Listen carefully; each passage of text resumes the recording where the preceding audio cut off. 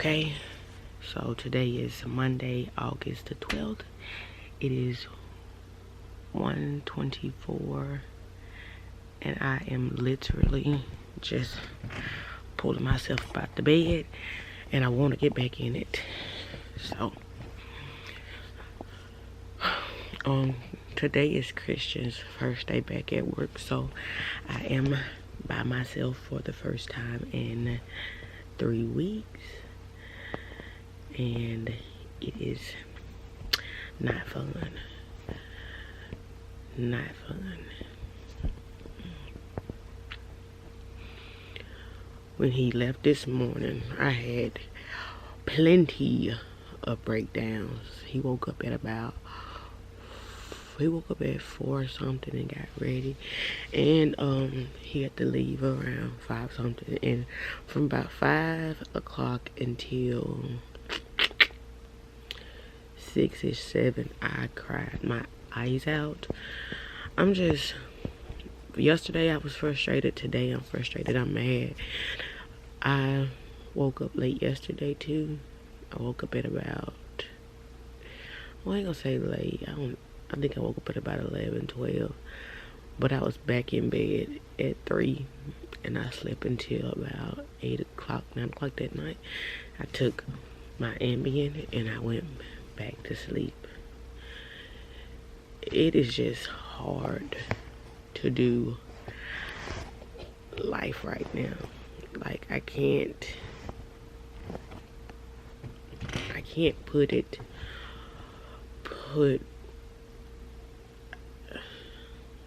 put words to what I feel. It is just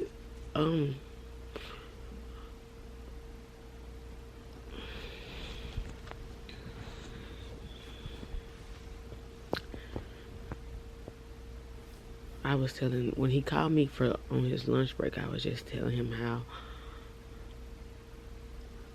I hate life.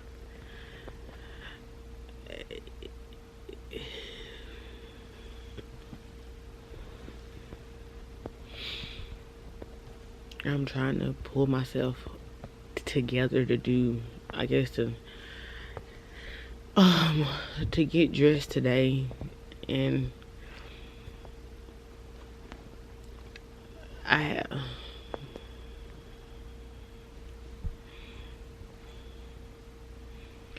I could try to get out the house, but I just wouldn't know where to go or what to do.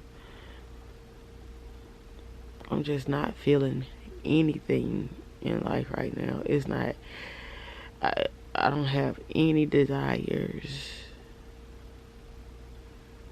I just feel completely robbed for the second time, and I don't know. It is a big struggle.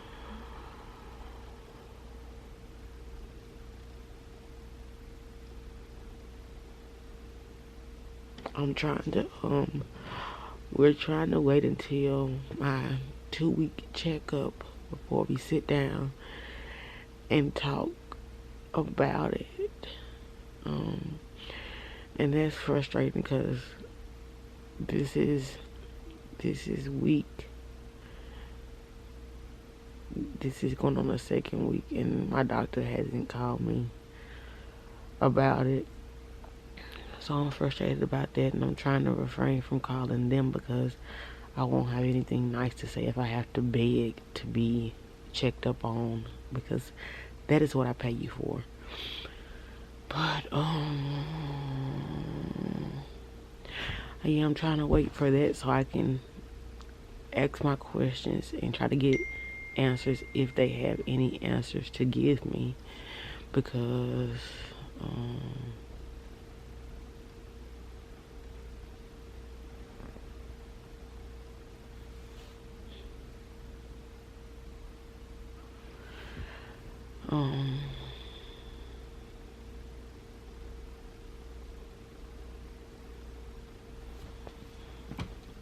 they don't have, anytime I ask a question, or I've asked a question in this process, this time or the last time, they didn't have many answers. And that's really frustrating.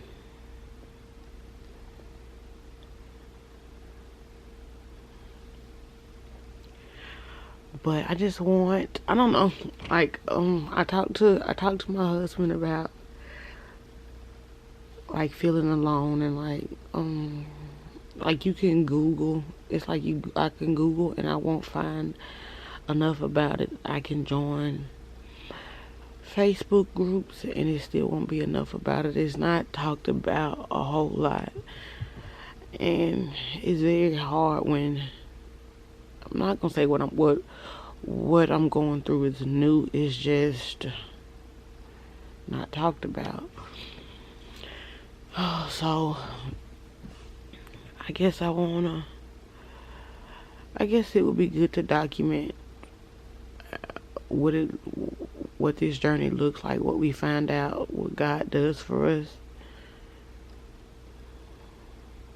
But today I am frustrated. I am very angry for so many reasons.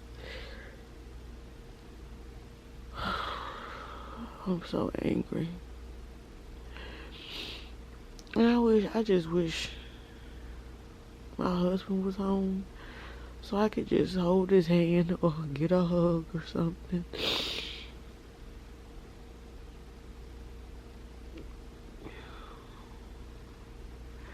It's like just him just being here, like even if he wasn't saying anything to me, just to feel his body touch mine, like, would give me so much comfort. Like if he was laying in the bed asleep, I would just lay here beside him, even if I couldn't sleep. But I would let our legs touch or something, and like I would feel okay.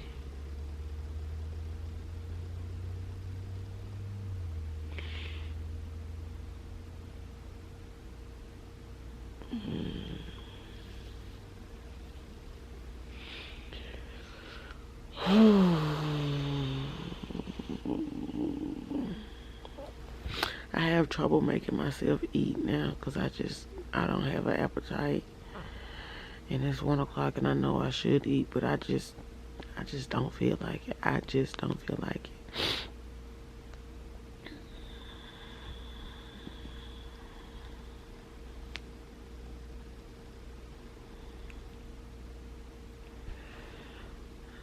My thoughts would be to try to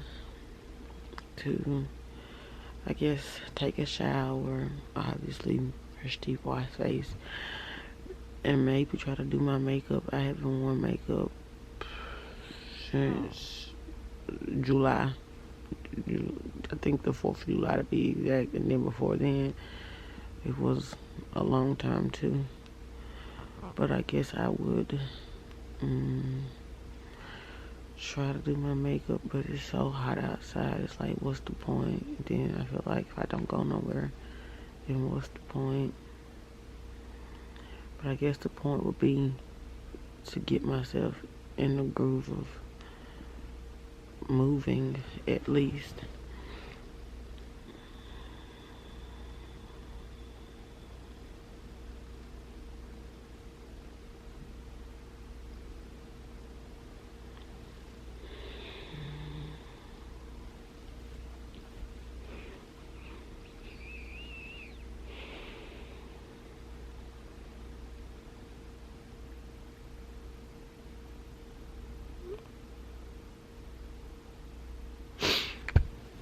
I can say that this time around I haven't been as quiet, I guess. Well, I'm not gonna say it's quiet. I just don't lie about how I feel. Like, it's very easy for people to ask you how you feel and how you're doing, and you say, I'm okay, and like I just didn't even like this time. I feel hit me so low and took so much out of me. Like I don't even have the energy to try to hide or pretend that I feel okay.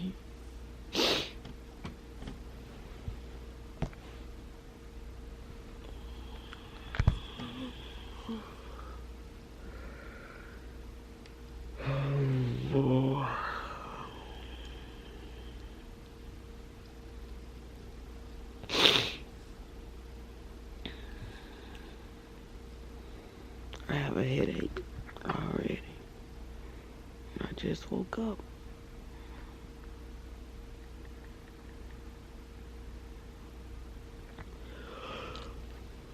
Oh.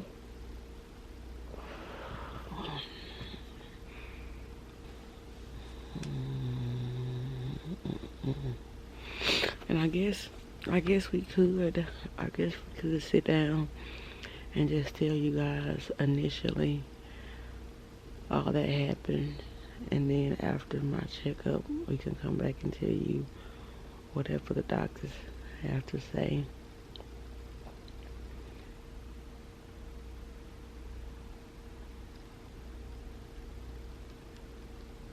I guess we'll have to see when he gets home and what I feel like when he gets home.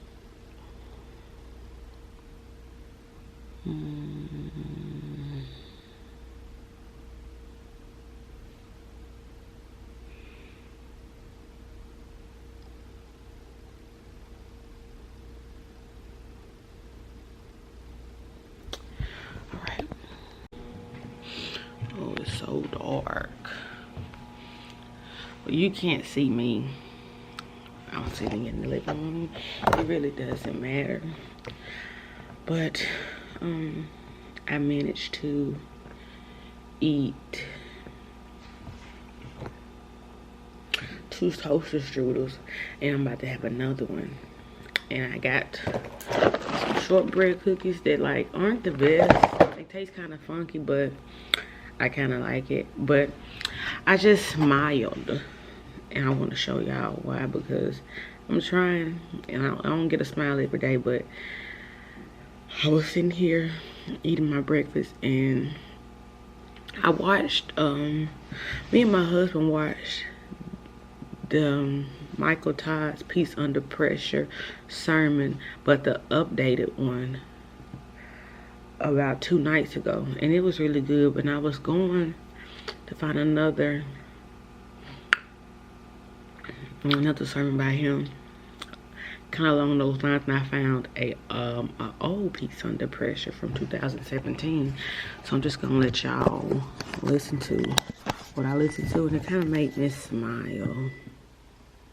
Means at 25, and it means something totally different at 20.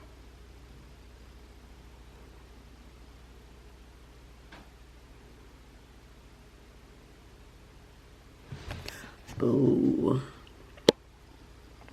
And I know I don't have to, like, Bria, why you watching it on your phone? Because I could be watching it up there in the bedroom, but I'm weird. I don't like to cut the TV on. I don't like a whole bunch of noise.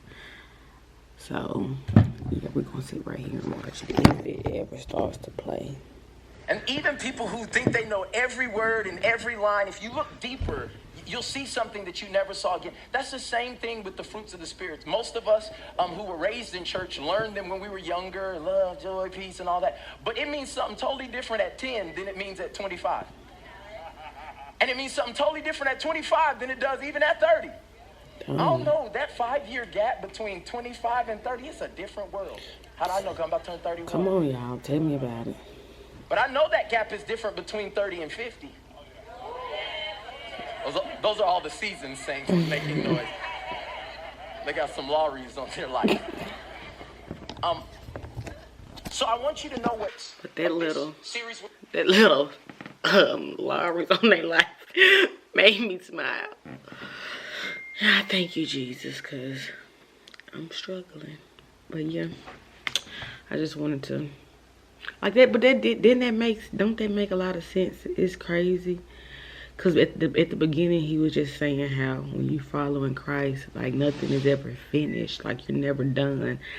It's like, he says, like watching your favorite movie, and each time you watch it, you hear something you didn't hear the first time. And that's just like That's what Jesus, that's what following Jesus is. Like, you never know everything there is to know about walking with God. It's like in each season of your life you'll learn the same thing but in a different way. Just like you watch the same thing and hear something different. So I wanna know. I'll see if I can get this out right now. And y'all, I still got my PJs on. It was just too freaking cold in the house. Let's see.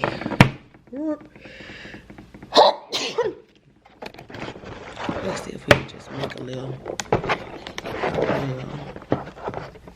still not high enough. I don't know. And I could just go get my regular schmegular old tripod and do this, but that'd be too much like right, wouldn't it, Bria? But let's see if we can talk about it. Okay. So me and my husband, we've known each other for what is this, 2019, and I met him in 2012. We met in 2012. We started dating in December of 2012. Okay, so this December we will have been dating for 7 years, but we've been married for 2 years as of this January. So in the last 2 years, y'all, the first year of our marriage, we got married in January 2016. What is that true?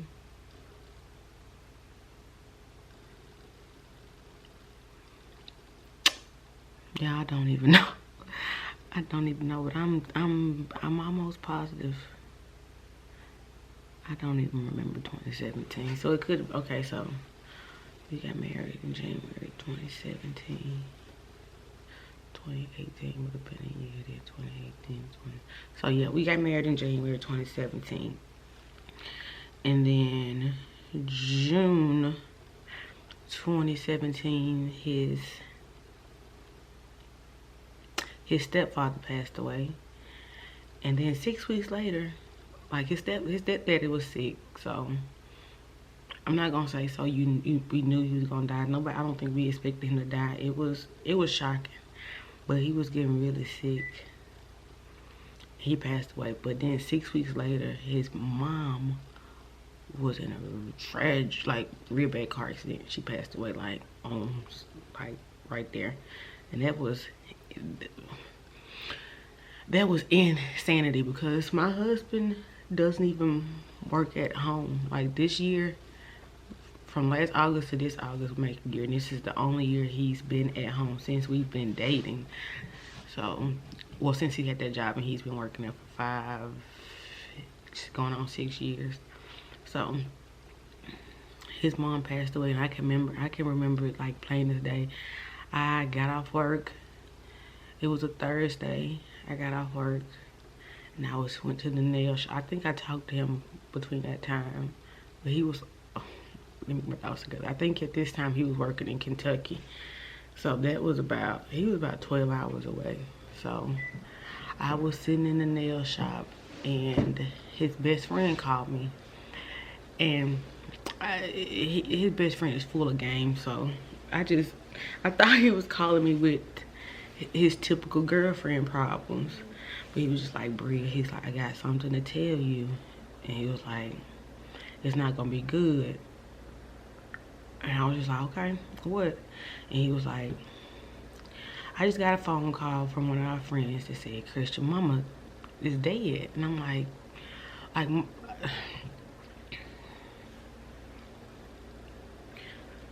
I really did not even, I couldn't put words together. I couldn't get my thoughts together. Like, I honestly didn't even believe it. I figured, I'm just like, cause that would be impossible. Like, we just buried his stepdad, so it's like, it would be impossible that his mom would be gone. Like, that's just not possible. I just don't believe that God would do that to him. Like, and like my husband, he has they're a small family. It was only him, his mom, his stepdad, his 2 sisters, his grandma, and They have an uncle, but the uncle doesn't. They have two uncles, but they don't really participate. Like what we see on family gatherings, just those few.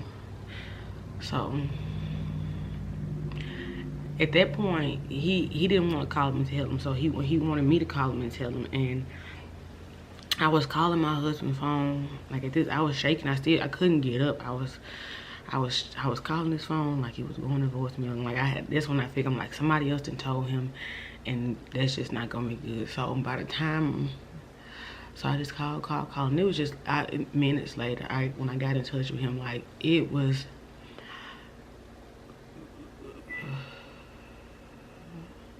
The only thing I can describe it as, the sound was just brokenness, like brokenness, like brokenness. And like to hear him scream and cry the way he did was something else. So he eventually got the phone, because I guess I probably was frustrated when I was asked, because I couldn't believe it. So I was like, how do you know it's true?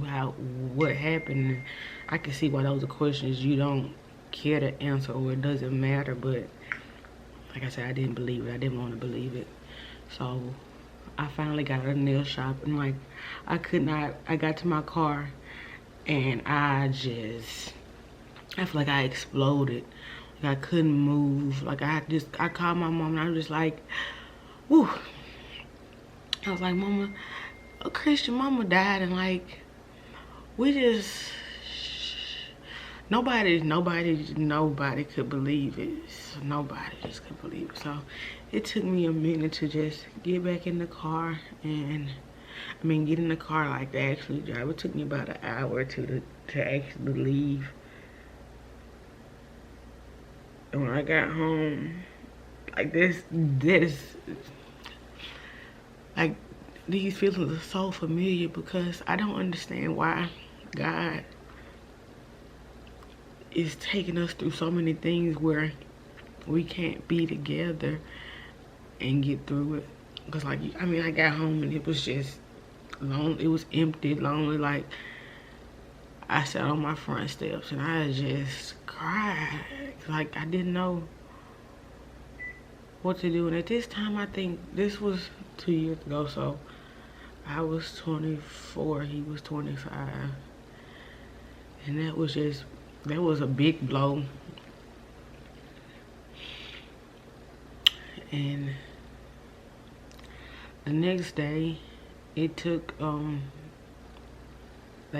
somebody drove him from Kentucky home. Like, I don't know if it was his roommate or, I can't remember, but they drove him there, and I went to pick him up from the job site, and it was quiet.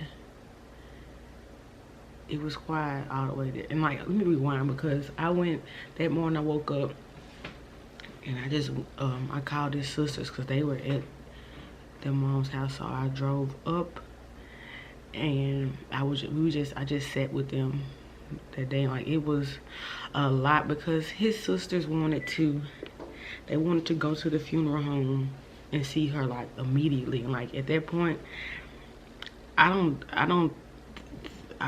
think I don't know. I don't know what I expected, but when we got to the funeral home, she was still in the body bag, just like she came off the street, like, not cleaned up. And like, and he told them that that's what it would be. I just don't think I expected to ever see something like that. And like, that is something I cannot get out of my mind. And I'm glad my husband wasn't there to see that, because I think that would have traumatized him in ways like, But like I was saying, when I picked him up, and it was quiet, the ride from the job site to his mother's house, and when we got in the driveway, and his sisters came down the step, and they met him like halfway in the driveway, and my husband, he screamed so loud, like he broke down so hard right there. Like he screamed so loud that down the road his grandmother heard him at her, like from inside her house. She was inside the house and heard him screaming down the road at her house. So she called, I guess a cousin or a family, a guy, just a guy. No, I'm not gonna say just a guy, but like he called a male down there, and they were able to get him under control. But that was traumatizing to me. But yeah, so those two things happened in 2017, and then like it took him,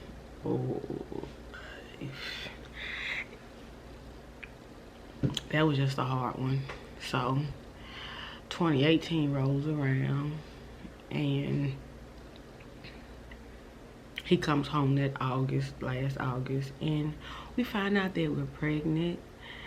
And like I said, it was hard. Like, I'm not gonna say marriage was the best thing ever at that point, because like it was hard. Him and his siblings they could not deal with their mama being gone. I put it like that. And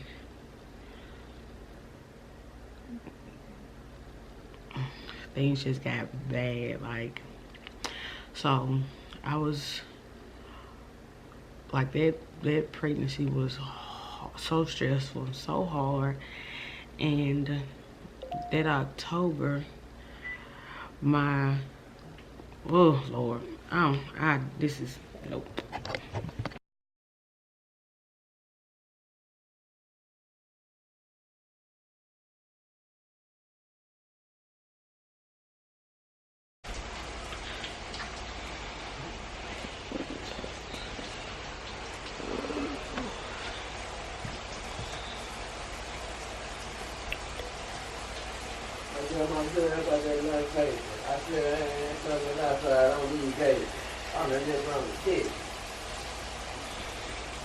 Okay, so as you can see,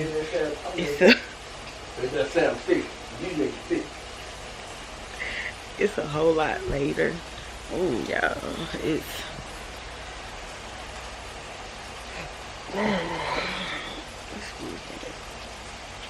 is 11:11 right now, and I ain't gonna even lie to y'all. Today, I was gonna say didn't get any better, but nothing that I wanted to do, I did. Obviously, you don't see no face done or did anybody get dressed, but I didn't even get to watch the sermon I was talking about, because my sister stopped by and we ended up talking for like 4 hours. And I mean, that helped me to, I guess, not focus on, not dwell on everything. And that filled the gap till my husband came home. And once he came home, we just went riding, and that kind of helped me breathe, I'm not gonna lie. And once we got back home, I watched I think it was 2 or 3 TED Talks on pregnancy loss, and I just feel like it's just amazing. It's amazing to me what people go through and what people make it through. And that gave me hope. That gave me hope, because I watched one TED Talk on a lady. She had 2 pregnancy loss like mine. She lost at, I think it was 16. No, she lost at 16 weeks one pregnancy, 17 weeks the next pregnancy, 18 weeks the next pregnancy. Delivered a baby, a healthy baby boy. Had a stillbirth at 38 weeks, the next baby, and then delivered another healthy baby boy. And Lord, I don't understand. And what I do understand is that type of strength is only something that God can give you. But they talk a lot about sharing their story and talking about it and not suffering in silence. And I can't say, I guess that's what helps me the most this time, is that I'm not as quiet about it. I do a lot of talking, But I don't know, I try not to weigh my husband down with it. Because I know some people don't like to talk about the same things over and over. And I get that we experience it in different type of ways. And I don't want to keep him stuck somewhere that he's not anymore. So, I don't know. It's a lot. But we're just going to go on to the next day. I'm not going to lie like I'm excited about tomorrow. I'm not going to lie like I'm ready to see what I feel like or if I feel different. I'm honestly starting to feel sad thinking about it, and it's almost like I have anxiety, like my chest gets a little tight, and I can feel my heart beat a little faster when I think about him going to work tomorrow. But I'm gonna try, and I think that's the best that I can do. So yeah.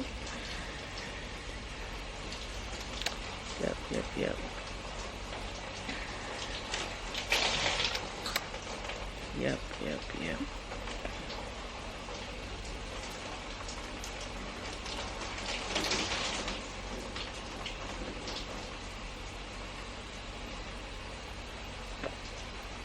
Bye. Good morning. I can already tell y'all I feel like 110% better than yesterday. And it's not for any particular reason. I just feel better. I don't feel helpless. I don't feel hopeless. Like I'm not thinking about all the sad stuff. And I'm thankful that today they're not, like the thoughts are not just bombarding me. And it's giving me a break. I'm so thankful for that. I don't know why. I'm just thankful to God that I can breathe today. My brain can run and not be weighed down with all the sad stuff. I'm very thankful. Tonight, I don't have any plans for nothing today. I didn't plan on, because I didn't think it was going to be a better day. But we are going to go to Bible class tonight, and I'm very excited about that because it's been a while since we've been able to go to church, because I was it's like a high-risk pregnancy, so I was just taking it very easy, basically on bed rest. So, for 4 months, 4 or 5 months. Oh, Lord, that's been a long time. So, I'm excited to go. I'm very excited to go. Yeah, people. I am okay today. My doctor did call this morning, and I have an appointment next Monday. So I'm excited to go to that and ask my questions, see if they have answers for me. And I'm excited to move on from that and start my research elsewhere. But yeah, I was just hopping on, saying I feel better. I don't know what I'm about to do. I'm gonna go get get ready for the day. It's late, y'all. It's like 1:30, but Jesus, I take it how I can get it. I take it how I can get it.